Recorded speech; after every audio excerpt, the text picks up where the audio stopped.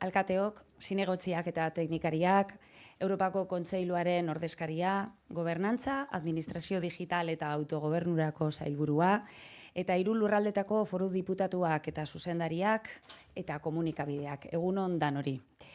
Ongi etorriak izan zaitezte eloge bikaintasunaren zigilua emateko 2024ko ekitaldi honetara. Gobernantzaren kalitateari eta udal kudeaketari Europan egiten zaion saririk garrantzitsuena da zigilu hau. Eta udelek eta Europako Kontseiluak 2017tik Euskal Udaletan bultzatzen duguna. Elogek berrikuntza demokratikoa sustatzen du, eta berrikuntza horren ildotik ekitaldi hau hemen ekin zentro honetan egiten dugu. Eskerrak eman nahi dizkiot, Eneko Goia alkateari gaur bere hirian harrera egiteagaitik, talentuaren eta ekintzatzaileritzaren zentru importante eta garrantzitsua den gune honetan. Eskerrik asko harrera egiteagaitik. Eta anfitrioi gisa, lehen hitzak zuri dagozkizu, beraz, alkate zurea da hitza.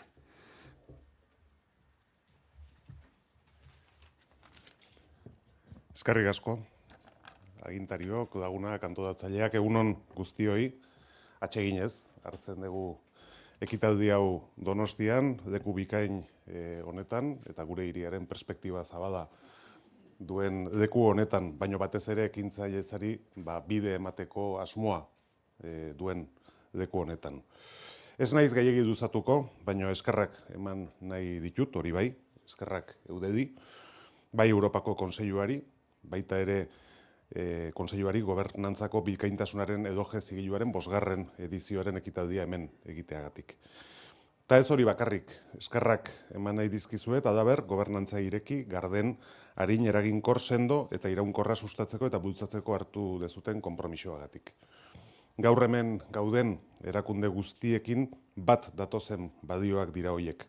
Ordezkatzen ditugun herritarrek eskatzen dizkiguten eta merezi dituzten badioak. Este proceso, en el que hemos participado las instituciones aquí presentes, nos ha dado la oportunidad de ser autocríticos y exigentes con la labor de gestión que realizamos, pero también de poner en valor todas aquellas cosas que nos convierten en administraciones fuertes y volcadas en las necesidades de la ciudadanía.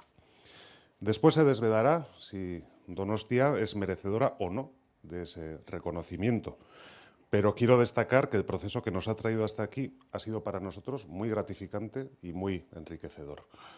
Y aprovecho para dar las gracias también a todas las personas que forman parte de la Administración Pública Municipal, tanto de Donostia como de todos los municipios que nos encontramos hoy aquí, ya que es gracias a todos ellos por lo que el modelo de gestión excelente que hoy se va a reconocer sale adelante. Eskerrik asko danoi.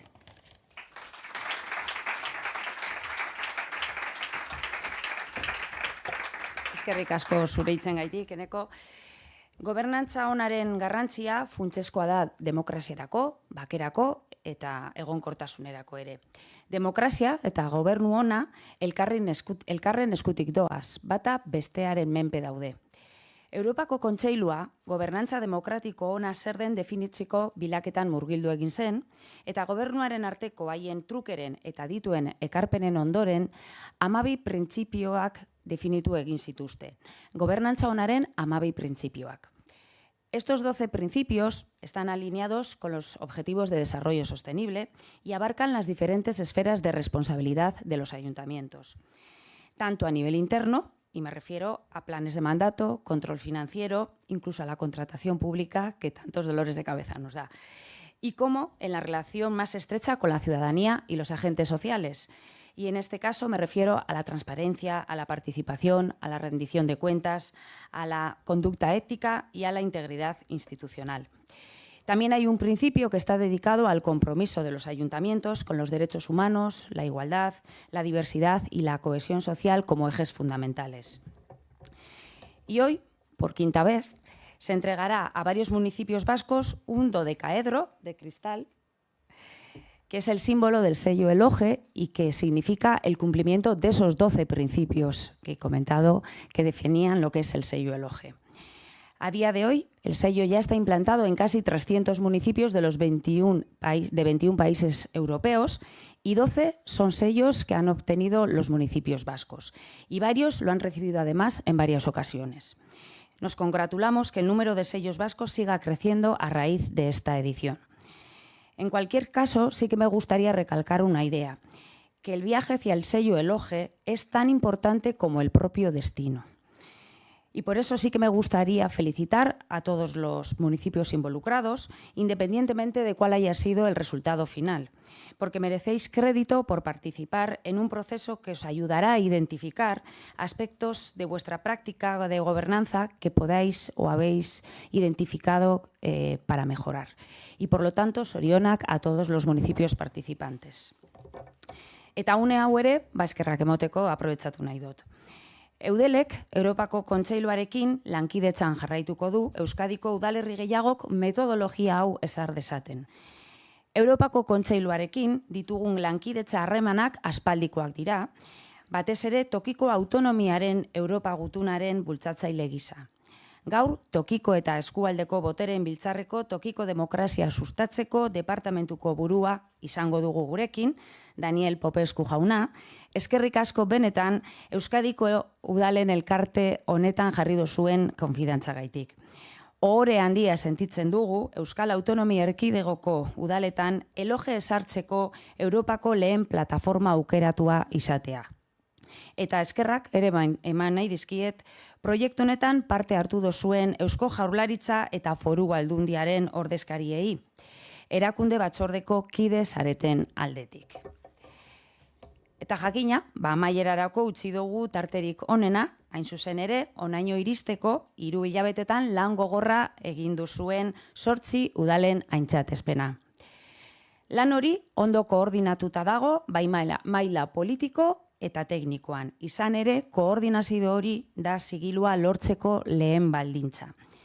Eta udal horiek hauek izango dira, bertan agertzen dira. Azkoitia, Donostia, Erandio, Ermua, Errenteria, Irun, Laudio eta Legazpi.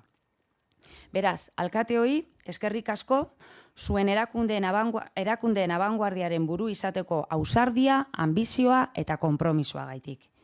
Eta bereziki teknikariei, eskerrik asko lan karga handiena zuen gain hartu dozuelako. Los 8 ayuntamientos, con sello o sin él, ya tienen el premio, que es el aprendizaje y la mejora continua. Y estamos cerca del Basque Culinary Center, ¿no?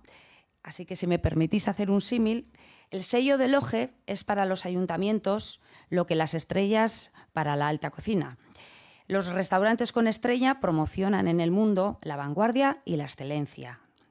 Del mismo modo, el sello es una distinción que busca aportar prestigio a las instituciones locales, a los municipios, porque los municipios son los más cercanos a las personas y son a la vida diaria de las personas, que son con las que trabajamos diariamente todos los municipios. Los municipios nos esforzamos por estar en la vanguardia en Europa, en línea con los valores democráticos y los estándares más avanzados de políticas y servicios públicos. Así, Eudel apuesta por Eloge porque representa una herramienta imprescindible para desarrollar una gestión municipal eficaz y eficiente, que satisfaga las necesidades de la sociedad que está en constante evolución, contribuyendo así a su bienestar y calidad de vida. Así que queremos ser el referente en Europa en cuanto a buena gobernanza local se refiere. Eta laster ja, entzatespenak egingo dugu, baina aurretik, hitzaldi hau bai amaitu gura neuke Elogeren 3 balio printzipalak edo nagusienak aipatuz. Lehenengoa, aniztasuna. Elogek funtzionatzen du eta udalerri guztietarako balio du. Txikiak, zein handiak. Haien errealitatea bat izan da edo beste bat izan da. Bigarrena, lankidetza. Lankidetzan aritzea da kontua eta ez leian. Danon erronkak berdinak dira, eta udalek praktika onak eta funtzionatzen dituzten irtenbideak partekatzen dituzte prozesu osoan zehar. Eta 3. Etengabeko hobekuntza. Zigilu hau gutxienez 2 urterik behin berritzera animatu egiten da. Hau da, hobekuntza prozesuak ez du amaierarik, eta horrek erakusten du udalak gobernantza onarekin duen konpromisua. Eta horren erakusgarri da aurtengo edizioa, izan ere, 4 udalerrik nahi dute zigilua edo guraz zuten zigilua berriro berriztu. Ermoak eta Irunek 3. zigilua eta Laudiok eta Legazpik 2. Beraz, aurrerantzean zigiluak ditugu bai lortzeko eta berrizteko. Beraz, animo guztioi eta aurrera. Eta jarraian, Europako Kontseiluaren ordezkari dan Daniel Popeskori hitza emango diot. Zurea da hitza. Thank you very much, and good morning, everyone. Thank you for inviting me in lovely San Sebastián, Donostia. It's my first time here, but I'm sure it's not my last time here in your beautiful city. There is actually preciously little left for me to say after this great introduction. Indeed, the Council of Europe, which is known for its work on democracy, human rights and the rule of law, invested heavily into questions of governance, exactly because, as you said, governance and democracy work hand in hand. They are two sides of the same coin. And I'm sure you know that there is in Europe and elsewhere what we call a democratic backsliding. So a degrading of democracy, which can be measured in many different ways, but all the indicators seem to indicate this. And this is not, I believe, as some say, because citizens are not educated or informed. They are more educated and more informed than ever. It looks more like this democratic backsliding happens simply because authorities no longer exercise the authority and no longer offer services in line with citizens' expectations to the same degree as before. So the Council of Europe has this only international legal instrument. It's a convention, international treaty, which is called the European Charter on Local Self-Government. And this manages the relation between central authorities and local authorities. So it protects local authorities against the abuse of power by central authorities.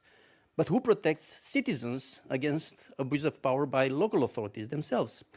And this is where the idea of having a sort of incentive, a sort of way of measuring the quality of governance and rewarding those who achieve excellence in it came by. So we developed these 12 principles and the way with which is useful to measure them. And this is basically the ELOGE benchmark and difficult exercise. Now, indeed, the Basque Country was, I think in 2017, the first, and I think it's still the only region in Europe which has obtained the accreditation to deliver this label. All the other are, states, central states, organizations at central level, which have obtained this label. So, of course, we can only congratulate EUDEL for having received this accreditation several times. I think this is the 5th round, you said. Correct me if I'm wrong, of delivering label. And indeed, I want only to congratulate all the municipalities which have gone through the process. It's already a difficult process. You mentioned 3 months, and indeed, it is not easy to get the label. And also, it is, as you said, a process, a road which is more important than the destination. This is just a piece of crystal in the end. But the fact of going through the process of measuring the quality of your governance through a number of indicators is in itself a useful and very precious exercise. I like to remember the situation when we had a Norwegian mayor who came all the way to Strasbourg to say how happy he was that he had applied for ELOGE and didn't get it. Because this, he said, was a very useful exercise. And he realized that things could be changed, could be better, could be improved. And they had done reforms, and they have progressed into the quality of governance. And that mayor was then re-elected 3 times. I don't say this because of that, but it shows that it was a good mayor. He was a good mayor, a mayor who wanted to innovate, to improve, and to give quality services to the population. So thank you very much once again, and hopefully we will be seeing each other, maybe for a next round of delivery of label, maybe when I'm on holiday, coming from very cold Strasbourg to very warm, in all meanings of the word, San Sebastian. Thank you.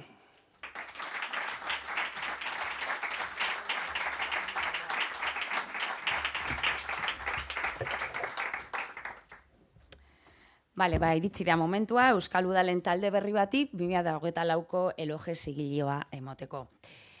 Elogeko erakunde batzordea 2024ko uztailaren 5ean bildu egin zan emaitza txostenak aztertzeko. Eta berriz ere, eskerrak eman nahi dizkiet batzordeko kideei, Eusko Jaurlaritzako gobernantza sailari eta 3 foru aldundiei. Izan ere, gaur gurekin zaudete gobernantza administrazio digital eta autogobernurako sailburua eta 3 lurraldetako foru diputatuak eta zuzendariak. Beraz, Europako Kontseiluak baldintzak gainditu dituztenez, 5. edizio honetan gobernantzako bikaintasunaren zigiloa honako udalei ematea erabaki du. Azkoitiako udala, Donostiako udala, Ermuako udala, Irungo udala eta Legazpiko udala.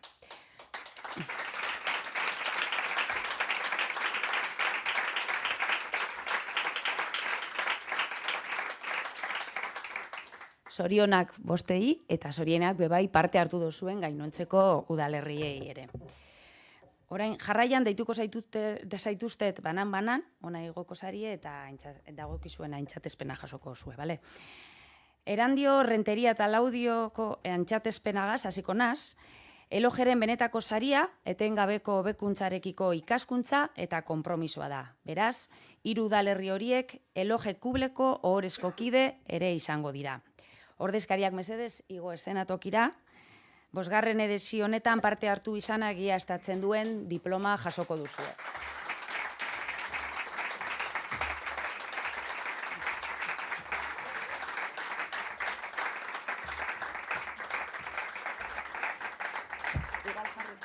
Igual hobeto horrez.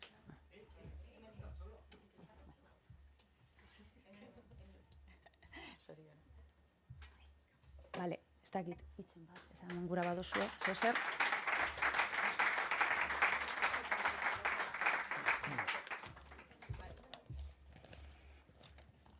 Egunon guztioi. Bueno, Erandeko udalean badakigu pizkanaka aurrera egiten ari garela, herritarren parte hartzea, gardentasuna, kontuak ematea, gobernantzako jardunbide egokiak edo ebaluazio bera bezalako kontzeptuak eta tresnak barne, baina ahultasun asko ere baditugu. Honako foroa ona da autoebaluazioa egiteko. Izan ere, autoebaluazioak bertigoa ematen du, batez ere eremu publikoan. Gabeziak edo udalkudeak eta agerian usteak arriskuak baititu. En Erandio llevamos muchos años trabajando para ofrecer a la ciudadanía unos servicios de calidad en todo lo relativo a nuestros ámbitos de competencia. Estamos apostando por la transparencia y por la participación de la ciudadanía en los procesos de decisión y esto consideramos que es bueno que se sepa. Eskerrak eman nahi dizkiet, Eudeli, betean aholkulari taldeari, baina batez ere erronka hau seriotasunez eta dedikazioz hartu duten Erandioko udaleko pertsonei. Bereziki, Javier Ujenari, partaidietza eta berrikuntzako teknikariari. Itemak egiaztatzeko eta probatzeko beharrezko dokumentuak bilatu baitituzte. Estar hoy aquí es sinónimo e indicativo de todo el trabajo que realiza el Ayuntamiento de Erandio cada día para tratar de ser una institución cercana, ágil, eficiente, transparente, participativa y con visión de futuro para hacer frente a los retos que se vayan presentando. Helburu nagusia da herritarren beharrei eta itxaropenei erantzutea eta Erandio guztion artean eraikitzen jarraitzea. No debemos relajarnos, lo sabemos. Lo importante es continuar trabajando de la misma manera para mantener nuestro buen nivel de gobernabilidad. Eskerrak eman nahi dizkiet, berriz ere, udaleko langileei egindako lan bikainagatik haiek baitira, egunero bidea zabaltzen eta egiten laguntzen gaituztenak. Eskerrik asko.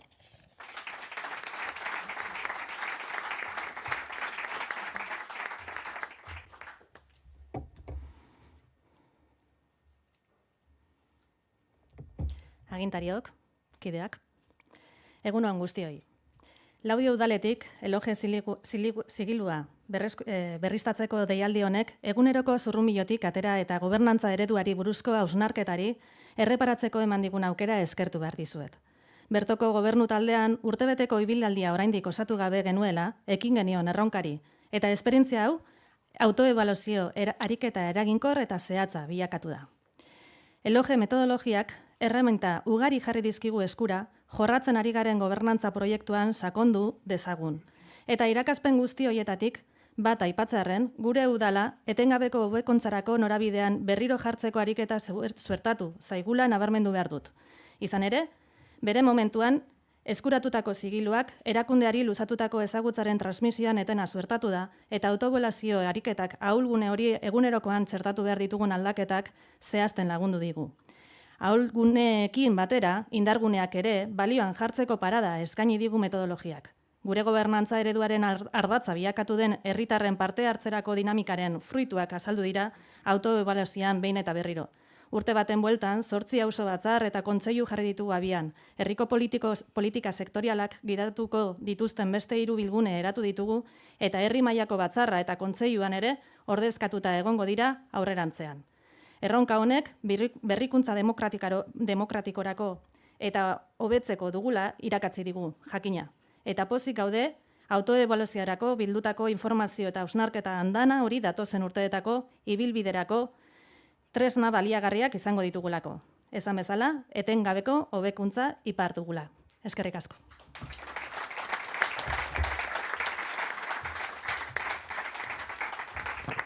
Bueno, herri agintariok eta gainerako gonbidatuak eguardion, eskerrik asko aitortza honengatik. Beti esaten dugu, guk herrian behintzat behin da berriz errepikatzen dugu, egiten ditugun politika publikoak bezain importanteak dira, politika publikoien nolakotasuna, alegia nola gobernatzen dugun.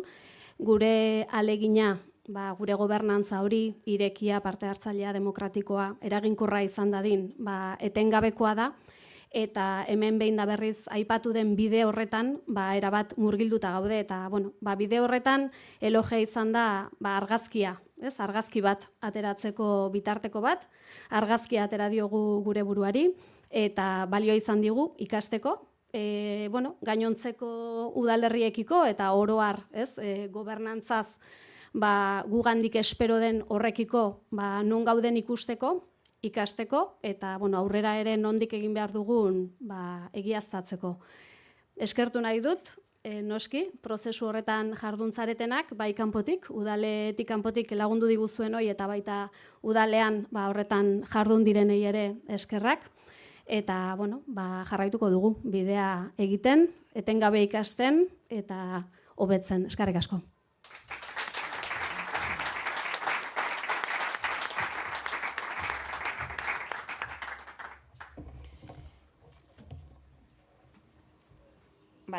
Orain jarraian zigilua lortu duzuen udalerriak aipatuko ditut. Banan igoko sarie eta zeo zer esateko aukera izango duzue.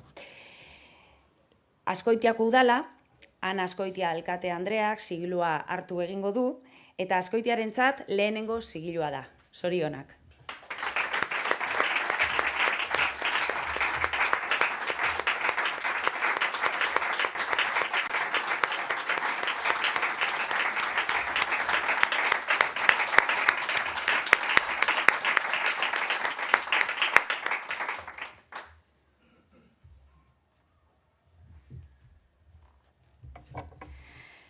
Egun on danoi, Eudeleko presidente, Europako Kontseiluko ordezkari, sailburu, foru diputatu, alkate eta zinegotzioi eta beste guztioi egun on. Ilusioz etorri gara gaur Azkoititik, galdu xamartutare biligea, baina bueno. Egia esan, Azkoitiko udalaren eta herriaren izenean, sari hau harrotasunez jasotzen dugu eta gobernantza onaren aldeko gure erantzunkizuna eta konpromisoa berresten du. Eraginkortasunez, gardentasunez, giza eskubidez edota etikaz ari gara. Eta administrazioa herritarren zerbitzura dagoen heinean, udal ordezkariok administrazioarekiko exigenteak izan behar dugun lelenak gara. Errekonozimendu ororen atzean lan bat dago. Eta barlemainan, prozesu hau nola lan egiten ari garen jabetzeko erraminta baliagarria suertatu zaigu. Gobernantzako bikaintasunaren Europako zigiluaren berri jaso eta informatzen hasi ginenean, gure hautagaitza aurkeztu edo ez baloratzen, erronka gisa hartzea erabaki genuen. Kristalezko doekaedro dotore hau jasotzera iritsi ez arren, ikasteko balioko digu pentsatuta aurkeztu ginen. Eta horrelaxe izan da. Ikasketa prozesu azkarra. Egunerokotasunak ez digu denbora tarterik uzten beste ezertarako, eta egia esan, prozesu honek denbora aldetik esfortzu bat eskatu digu. Oso denbora laburrean egin behar izan dugulako lanketa. Prozesuak udalaren ikuspegi globala izaten lagundu digu dudari gabe, eta horretan garrantzitsua izan da taldean lan egitea.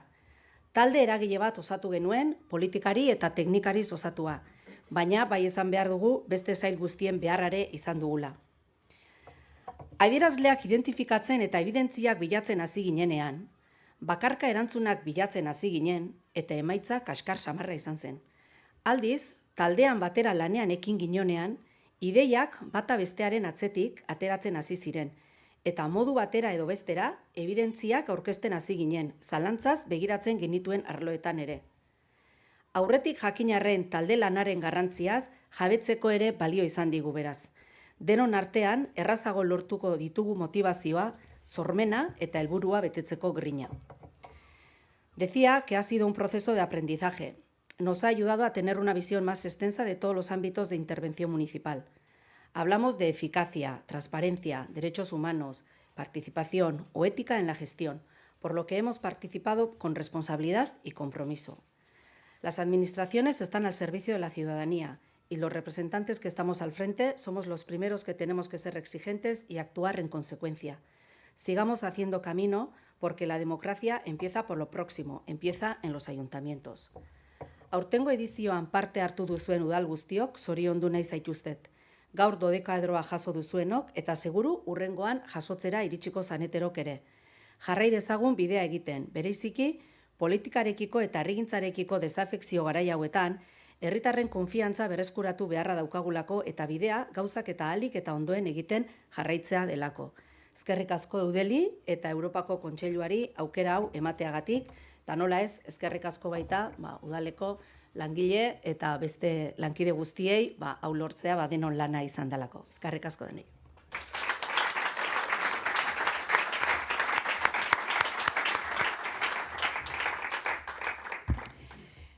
Jarraian, Donostiako udala, Eneko Goia alkate jaunak jasoko du zigilua, eta Donostiarentzat ere lehenengo zigilua da.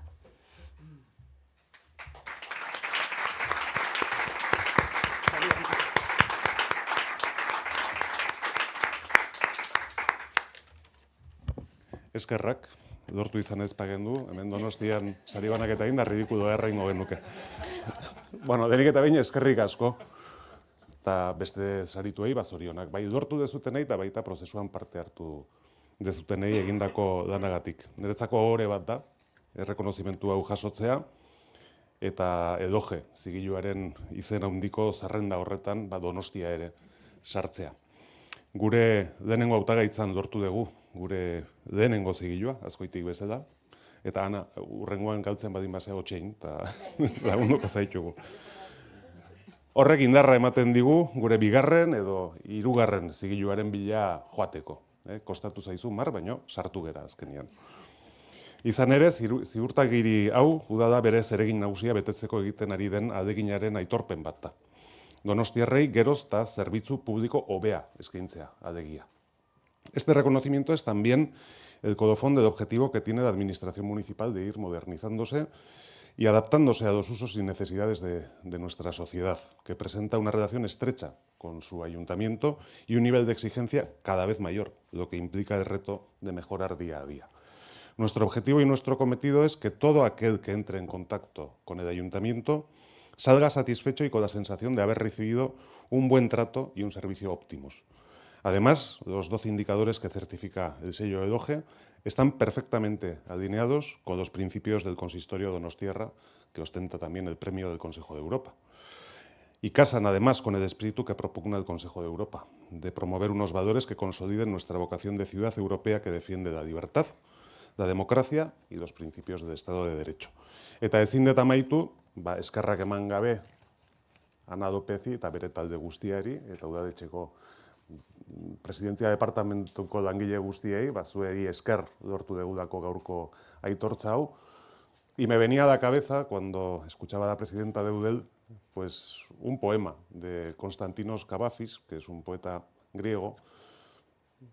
Conoceréis seguramente ese poema en canción de Lluís Llach, que utiliza su letra, Viacha Ítaca, y es muy apropiado para describir el proceso que ha sido este reto, ¿no?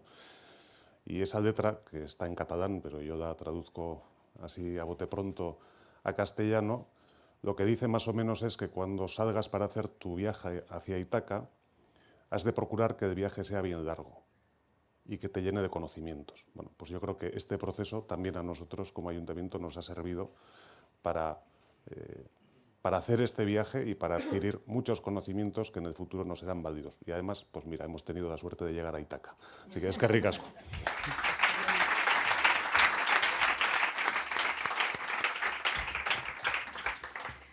Ermuako udala, Juan Carlos Abascal alkate jaunak jasoko du zigilua, eta hauentzat 3. zigilua da, zorionak.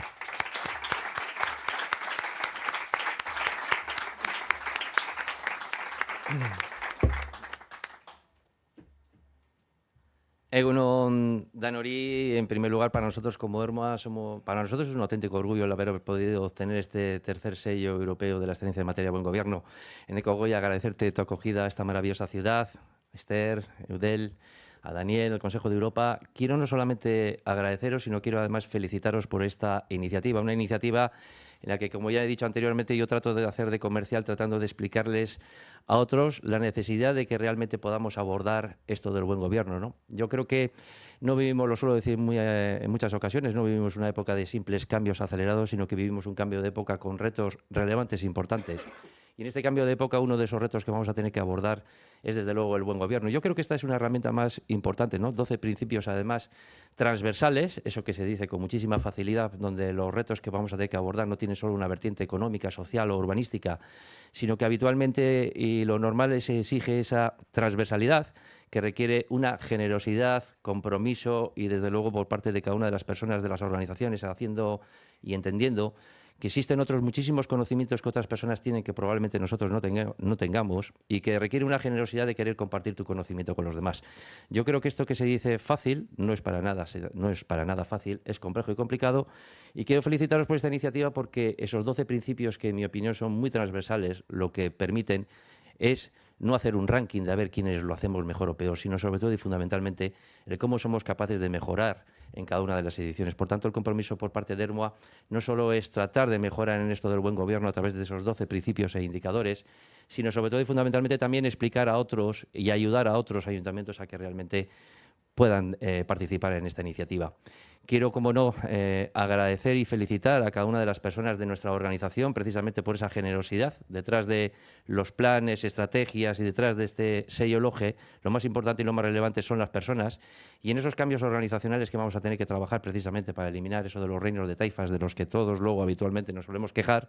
Realmente trabajar la transversalidad no es fácil y, por tanto, requiere trabajar en equipo y trabajar muchas cosas que a nosotros y a nosotras no nos han enseñado. Y, por tanto, yo creo que ese es el ejercicio y, por tanto, quiero agradecer y felicitar a cada una de las personas de la organización del Ayuntamiento de Ermua por ese compromiso, por ese trabajo en favor de la obtención de este sello europeo de la excelencia de buen gobierno.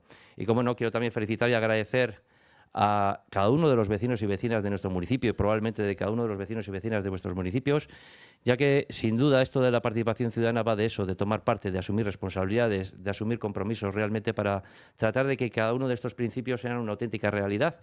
Y esto, que realmente parece sencillo, no lo es, pero desde luego yo creo que si algo nos tenemos que felicitar todos los aquí presentes es desde luego de haber hecho este striptease, de haber hecho desde luego esta transparencia, el atrevernos a evaluarnos, que para nada es sencillo, y desde luego yo creo que eso requiere, para empezar, una generosidad importante por parte de todas y cada una de vuestras organizaciones, de todos y cada uno de vuestros trabajadores y trabajadoras, y desde luego yo animo a que otros municipios también se adhieran a este tipo de trabajos, que realmente lo que requieren es tratar de abordar un reto que es el buen gobierno en un contexto complejo, complicado, de cuestionamiento, incluso de deslegitimación en más de una ocasión de las instituciones y de la política, y desde luego recuperar la confianza de la ciudadanía. Yo creo que ese es uno de los retos que vamos a tener que abordar, y este sello realmente es un ejemplo de todo ello. Muchísimas gracias, eskerrik asko.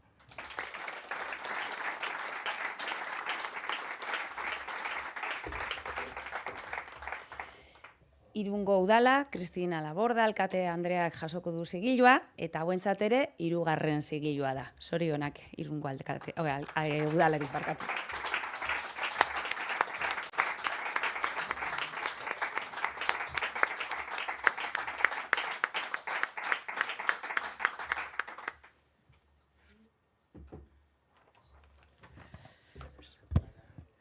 Egunon guztioi, lehenik eta behin, Eudel eta Europako Kontseilua zoriondu nahi ditu ekimen honengatik.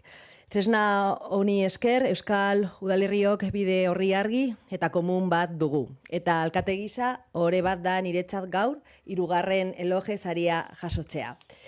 Me gustaría agradecer en nombre del Ayuntamiento de Irún, tanto a Eudel como al Consejo de Europa, esta oportunidad que nos brinda a través de esta iniciativa. Es, si me lo permitís, todo un orgullo. El Ayuntamiento de Irún fue una de las primeras ciudades vascas que fue reconocida en la edición del 2017. Desde entonces hemos seguido trabajando para mantener e incluso superar el nivel de exigencia de este reconocimiento. Me gustaría compartir con todo el equipo técnico que ha realizado un trabajo excepcional, así como a la ciudadanía irunesa que ha participado de forma muy activa en el proceso, obteniendo muy buenos resultados. Así que mi primer agradecimiento, más allá de Eudel y al Consejo de Europa, es sobre todo a los técnicos y al personal del Ayuntamiento de Irún y a la ciudadanía en general. Y me gustaría resaltar 2 ideas de forma muy breve, que además se han ido repitiendo a lo largo de las personas que me han antecedido. Y una de ellas es el valor del aprendizaje. Este sello supone para los municipios vascos mucho más que un premio o una recompensa, es el reconocimiento, es el último paso de un largo proceso en el que tanto a nivel político, técnico como ciudadano participamos y sobre todo aprendemos. Y en Irún se recibe este 3er sello y os puedo garantizar que en cada edición seguimos exprimiendo la experiencia, la autocrítica y sobre todo el convencimiento de que se trata de un objetivo loable e importante que mantiene vivo nuestro espíritu de superación y mejora. Y en segundo lugar, me gustaría destacar la oportunidad que supone esta herramienta para los municipios vascos. El buen gobierno y la innovación democrática son valores que compartimos todos, pero tener una hoja de ruta común, exigente y actualizada supone un reto para todas las administraciones. La sociedad avanza y cambia a pasos agigantados. Estamos viviendo desde hace un tiempo un cambio de paradigma muy importante que nos obliga a las instituciones a adaptarnos a las nuevas maneras de hacer y además a hacerlo rápidamente. Acabamos de vivir una pandemia mundial que nos ha sacudido a todos y a las administraciones, por supuesto, también. Y algo nos ha enseñado, y es que juntos somos más fuertes. Y a mí hay un dicho que me gusta mucho personalmente de que podrás llegar solo más rápido, pero acompañado llegarás más lejos. Y sin duda este plan conjunto de todos los municipios vascos es una fortaleza que hoy quería poner en valor y agradecer a sus promotores. Y termino ya, no sé antes si me lo permitís, sacar un poco el orgullo irunés, y es que Irún es una ciudad transparente, como muestra el resultado de nuestra autoevaluación. Pero también somos inconformistas, queremos más, porque nos esforzaremos en mantener y mejorar todas nuestras actuaciones en esta materia. Ese dodecaedro tiene muchas más caras todavía sin cumplimentar. Quiero felicitar a todos los municipios que hemos participado en este proceso, tanto los que finalmente han conseguido el reconocimiento como los que no, porque como decía a nivel de mi intervención al principio, unas veces se gana y otras se aprende. Mila esker.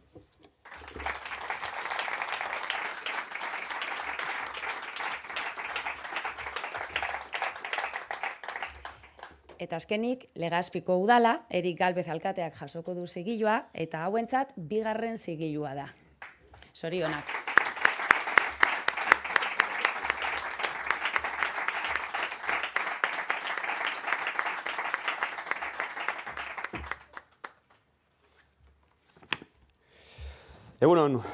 Egunon guztioi eta mila esker bihotzez sari hau emateagatik.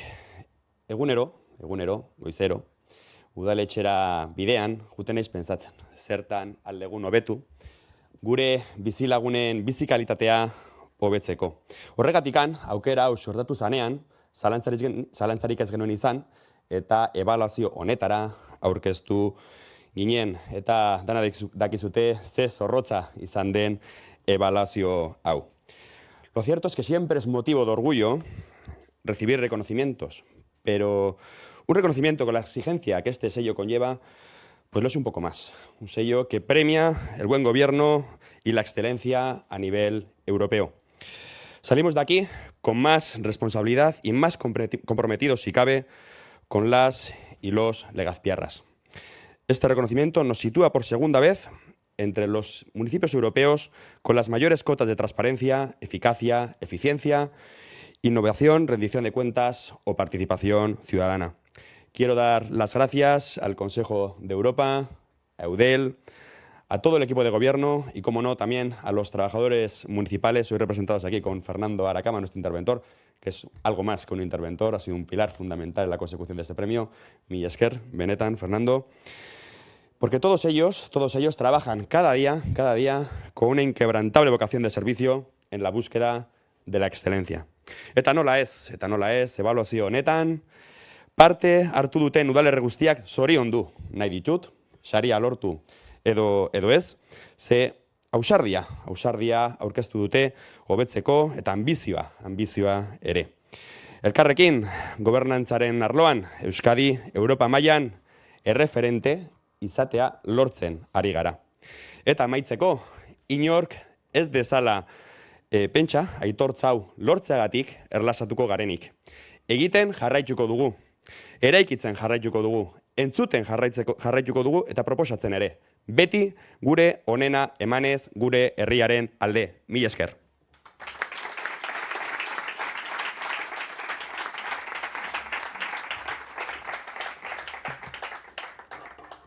Bueno, bosgarren sigilunekin amaitutzat emango dugu gaurko ekitaldi hau. Barriro ere zoriondu nahi ditut udalerri guztiak, parte hartu duzuen guztiak. Eta bukaera ezin hobea izateko, igual familia argazki bat egingo dugu. Lehenengo argazkian, mesedez, udaletzetako alkatek edo ordezkariak igo zaitezte, eta gero bigarren bat egingo dugu ja gainontzeko kidekin, bale?